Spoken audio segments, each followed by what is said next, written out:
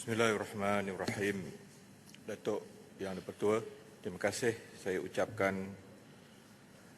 kepada Yang Berhormat Rasah, Yang Berhormat Tumpat dan Yang Berhormat Ulu Terengganu yang mengambil bahagian dalam perbahasan belanjawan tambahan yang mencakupi beberapa isu tentang perkara yang dibangkitkan seperti isu program skim penstabilan harga minyak masak COSS dan juga program jualan murah warga Malaysia JMKM.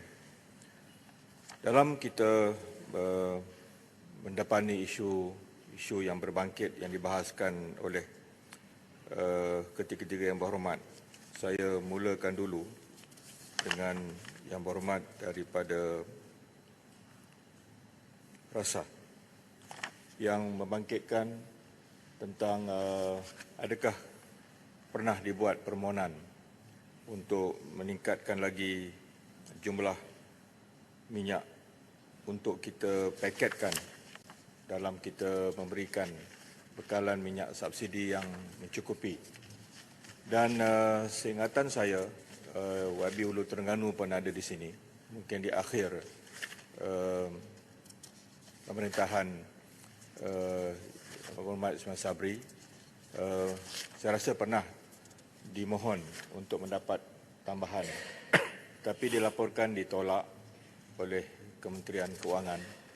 Walaupun isu itu boleh dibawa oleh KPDN, tapi oleh kerana dia melibatkan kos yang perlu dibayar untuk subsidi itu, maka nasihat yang diberikan pada ketika itu adalah untuk melakukan pengawalan dalaman dan memfokuskan kepada golongan sasar yang sepatutnya menerima.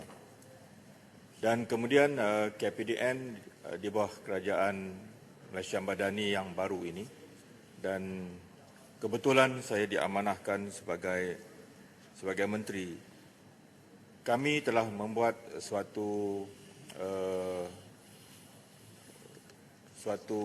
pendekatan yang lebih holistik, bukan sekadar postmortem tetapi membuat audit yang boleh memberikan kita beberapa fakta-fakta yang lebih konstruktif. Maka dengan itu, langkah pertama kita adalah kita memastikan bahawa kekuatan enforcement kita dapat dipertingkatkan. Dan setelah meneliti data ataupun kekuatan enforcement kita hari ini hanya ada lebih kurang 2,100 pegawai penguatkuasa yang semua faham panjangnya sepadan kita di sebelah utara, di sebelah Siam, dan termasuk juga di Sabah dan Sarawak, memungkinkan berlakunya isu-isu penyeludupan bahan-bahan bersubsidi ini. Maka dengan itu kita telah memfokuskan beberapa ops seperti ops kiris, ops terjah, ops pantau, dan di mana dengan lebih kerap kita melakukan penguatkuasaan. Sehingga yang terbaru sebagai perkongsian, telah ada pegawai penguatkuasa kita yang diberikan ugutan bunuh, diberikan pelbagai kiriman yang simbolik yang cuba menakutkan mereka. Dan di sini juga saya ingin mengatakan bahawa pegawai penguatkuasa pun tak cukup. Sebagai contohnya, bukan sekadar logistik, kenderaan, tapi jumlah senjata api pun tak cukup. Kita terpaksa berkongsi senjata api bila melakukan operasi-operasi yang lebih mencabar. Maka dengan itu nanti itu akan kita kemukakan dalam forum yang lain.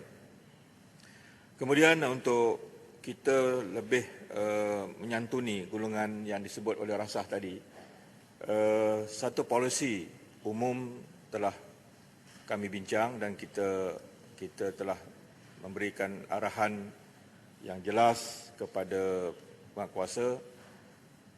Peniaga-peniaga mikro ini kita izinkan untuk mereka membeli minyak paket bersubsidi. Kerana bila kita cek data, kita cek kepada kemampuan mereka, memang mereka B40. penjual goreng pisang, warung-warung, dan termasuklah hari ini peniaga-peniaga pasar Ramadan, mereka juga B40. Jadi tidak adil kalau kita betul kita nak fokuskan, tak sepatutnya minyak subsidi ini dibeli oleh orang yang meniaga, dia untuk isi rumah. Kalau mengikut data dengan kota yang diberikan 60,000 metrik tan itu cukup, Yang Berhormat. Kita cukup. Tetapi tak cukupnya kerana kita mengizinkan peniaga-peniaga B40 ini untuk membelinya. Dan ini juga suatu kita namakan dengan izin discretion, timbang tara yang kita berikan kepada peniaga-peniaga kecil ini untuk mereka meneruskan kehidupan mereka. Bukanlah orang kata dengan izin blind eye, bukan. Tetapi kita memandang itu dari segi keperluan yang mesti kita berikan untuk juga mereka mendapat bantuan bersubsidi itu. Yang Berhormat, tentang lambat itu, Yang Berhormat, kita telah pun mengadakan libat urus yang lebih kerap. Pegawai kanan kementerian sentiasa mengadakan libat urus, kalau perlu seminggu sampai 2-3 kali kita berjumpa, supaya janganlah isu kelambatan pembayaran subsidi itu lambat. Tapi itu juga bukan dia bermula daripada hanya kerajaan Madani, tapi saya faham ada rentetan-rentetan financial constraint dengan izin yang kita terpaksa berbuat demikian. Tetapi isunya tidak adalah yang tidak kita bayar. Segalanya berjalan dengan baik, cuma jadual itu dari masa ke semasa perlu kita perbaiki untuk memastikan pemain industri dan bekalan tidak terganggu di peringkat pasaran. Yang Berhormat Tumpat menyatakan tentang ketirisan di sepadan. Saya faham golok tu Yang Berhormat bukan mudah, bukan hanya minyak, banyak lagi.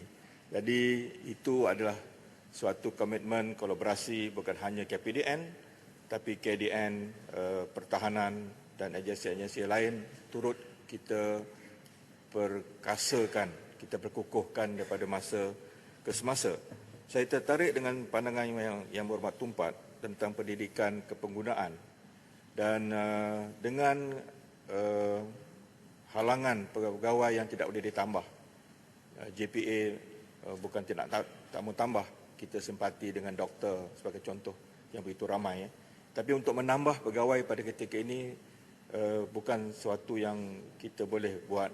Namun begitu, saya rasa dia pejabat ahli parlimen ataupun ADUN, KPDN bila-bila masa boleh memberikan ataupun kita boleh mengadakan mungkin wacana ataupun suatu kursus ataupun suatu dialog tentang kepenggunaan. Kalau pejabat-pejabat ahli parlimen termasuk Tumpat perlu kepada program ini, kita dari masa ke semasa boleh memberikan ataupun kita boleh menampilkan tokoh-tokoh ataupun mereka yang pakar dalam bidang kepenggunaan. Saya faham Yang Berhormat, dalam Islam sendiri tentang kepenggunaan ini masih banyak yang perlu kita capai. Ada komen yang begitu kritikal tentang perbelanjaan kita di bulan Ramadan. Ini daripada kita kecil dulu sampai dah bercucu ini, itulah isunya. Kenapa kita harus membazir di bulan Ramadan? Itu memerlukan kepada satu sistem yang pendekatan yang holistik yang melibatkan Kementerian Pendidikan juga, supaya kita ditarbiah kembali mungkin Yang Berhormat, untuk kita lebih sedar tentang bagaimana kita harus berbelanja dan tidak berlakunya pembaziran khususnya di bulan yang mulia ini. Kemudian juga saya setuju dengan Yang Berhormat Tumpat tentang monopoli, dan bukan sekadar kali ini kita telah bergerak. Pernas sebagai contoh, walaupun bukan bidang kuasa saya, tapi ada 5 tahun lagi. Puspakom kita akan tamat pada bulan hadapan. Pharma Niaga juga, dan juga ada beberapa yang lain.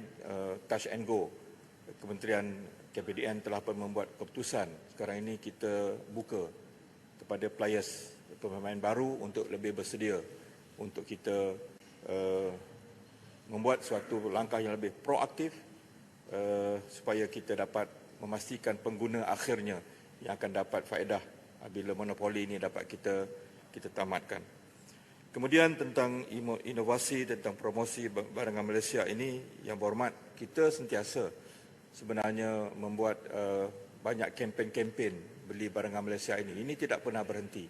Dan di dalam kita menjelajah, khususnya jelajah rahmah ini, kita tetap akan mengutamakan barang-barang tempatan Malaysia. Semalam sebagai contoh, Datuk Ketua, saya telah KPDN memberikan geran hampir 2.6 juta kepada pemain industri direct selling dengan izin dan franchise.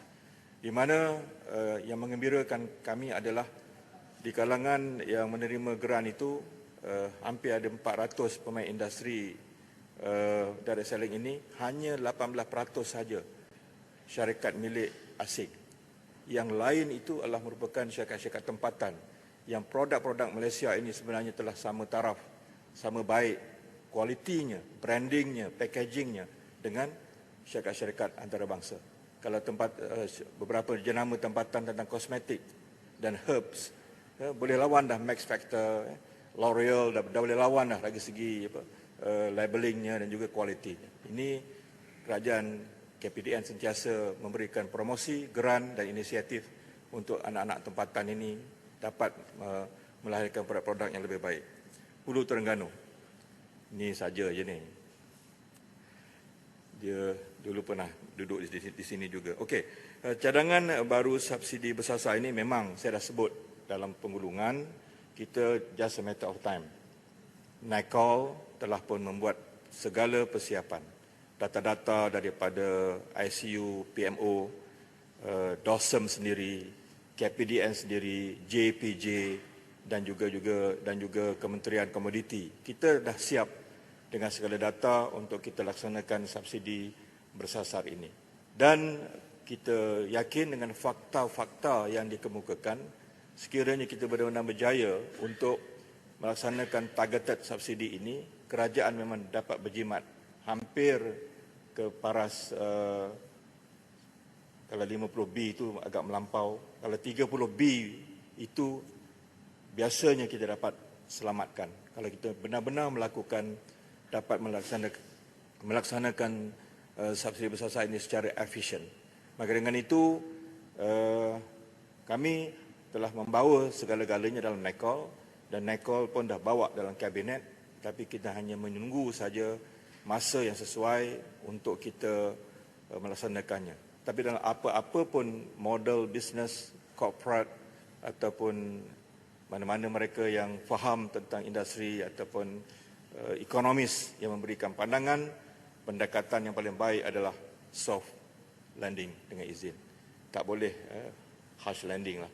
Jadi kita kena ada tempoh masa, tempoh notis, tempoh pendidikan yang harus kita berikan, konsultasi dengan pemain industri supaya bila kita mengadakan targeted subsidi ini nanti tidak ada yang mengalami kerugian ataupun berlakunya disruption at the market level. Itu yang penting untuk kita fahami. Yang Berhormat Hulu Terengganu tentang apa yang disebut oleh Yang Amat Perdana Menteri tentang ketirisan itu, saya pun telah membawanya dalam meeting kabinet dan PM mengatakan dia ada fakta dan dia ada segala data. Jadi kalau dalam beberapa sesi akan datang ini, kalau ada PMQ yang dia sendiri akan jawab tentang keputusan itu, saya rasa biarlah dia sendiri yang menjawabnya kerana dia telah menyatakan fakta itu dan kita telah membekalkan fakta itu dan dia bertanggung jawab untuk menyatakan bahawa memang berlaku ketirisan yang mengakibatkan dalam isu diesel itu. Sekian, terima kasih. Terima kasih Yang Berhormat Menteri. Yang Berhormat Menteri, saya ada satu kemiskinan. Ini perlu diperbetulkan kerana apa yang diluluskan dalam Dewan ini adalah keabsahan. Kementerian Yang Berhormat, adakah Kementerian Perdagangan Dalam Negeri dan Hewal Pengguna ataupun Kementerian Perdagangan Dalam Negeri dan Kos Sara Hidup? Secara rasminya, apabila Yang Amat Perdana Menteri mengumumkan senarai kabinet baru. Nama yang diberikan adalah Kementerian Perdagangan Dalam Negeri dan Kos Sara Hidup. Akronimnya adalah KPDN. Yang berhormat Menteri Kewangan. Kita menggunakan nama lama sebab ini adalah tahun sudah. Bajet tambahan. Ini bajet tambahan untuk tahun sudah. Jadi kita mengekalkan penggunaan nama lama, belum lagi kita tukar nama baru. Bererti apa yang dibentang ini adalah tepat. Kerana dia adalah kisah tahun sudah. Baik. Kerana saya perlu memastikan rekod yang benar dan diabsahkan perbelanjaan rakyat. Terima kasih yang kedua-dua yang berhormat Menteri. Kita terus ke